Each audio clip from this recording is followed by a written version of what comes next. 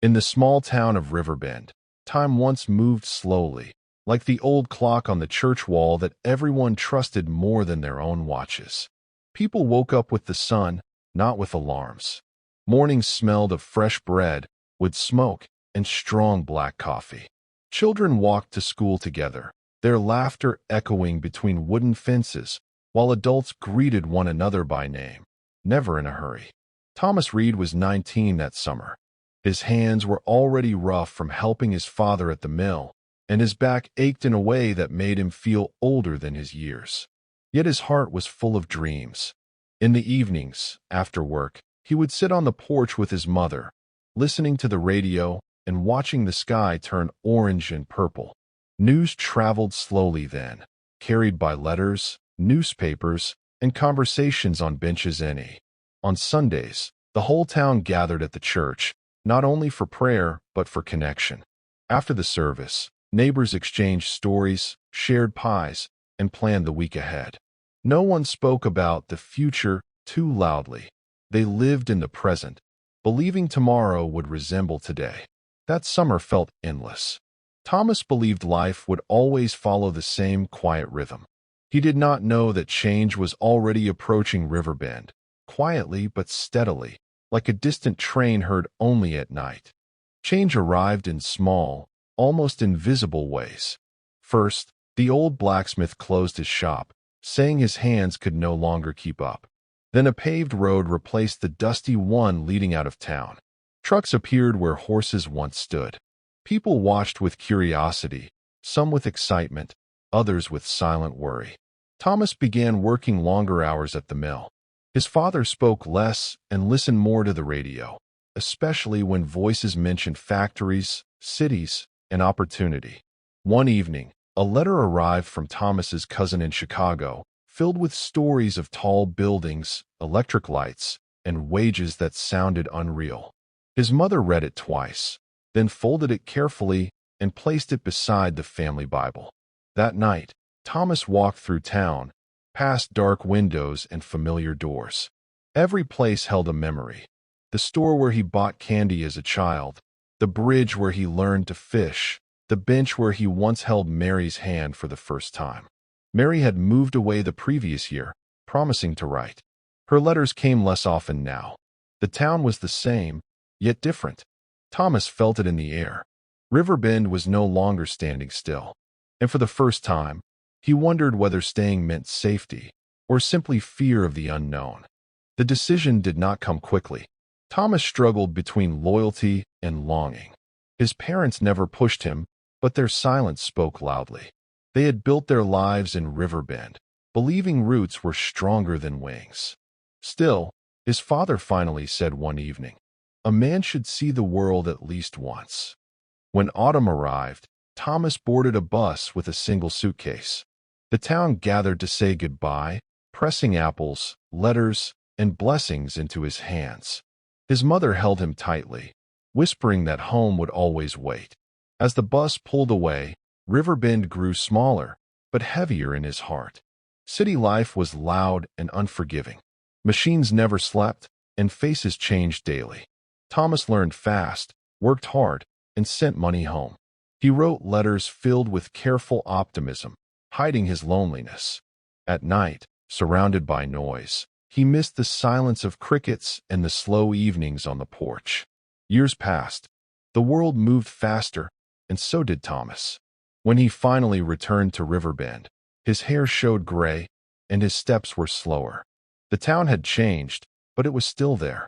Some faces were gone, some buildings replaced, yet the church clock remained, ticking patiently, as if waiting for him.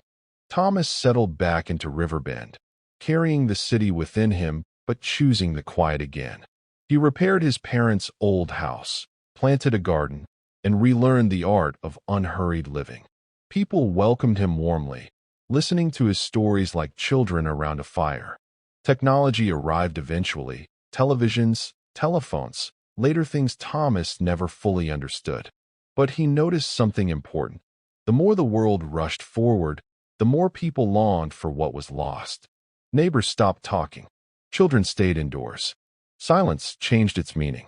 Thomas became known as a storyteller.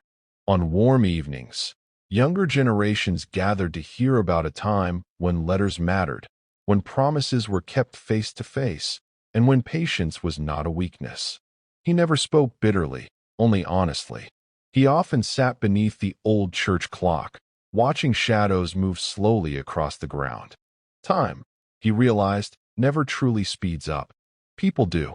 And sometimes, the greatest wisdom is knowing when to slow down. In his later years, Thomas wrote his memories in a simple notebook. He wrote not to preserve facts, but feelings. The warmth of summer nights, the ache of leaving, the peace of returning. He wanted others to remember that life did not always demand speed. When Thomas passed away, the town gathered once more beneath the church clock. Young and old stood together, quietly. Someone placed his notebook on the bench where he once sat with Mary. The pages were worn, but the words were strong. Riverbend continued to change, as all places do. Yet something remained. In the evenings, people began sitting on their porches again. Conversations lasted longer. And sometimes, when the wind was just right, it felt as if time slowed, if only for a moment. Because stories, once told, never truly disappear. They wait, patiently, like home. After Thomas's passing, the notebook did not stay on the bench for long. One evening, a young woman named Clara found it while walking home. She had returned to Riverbend after many years in the city, tired of noise, deadlines, and constant movement. Curious, she opened the first page and began to read. At home, she read late into the night. Thomas's words felt alive. They spoke of waiting, of listening, of noticing small things that modern life often ignored. The next day, Clara shared a passage with her neighbor. Then another person asked to read it. Soon, the notebook traveled from hand to hand, just as stories once did.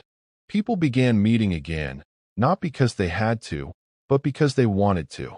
They sat together, reading aloud, remembering their own pasts. Old photographs were brought out.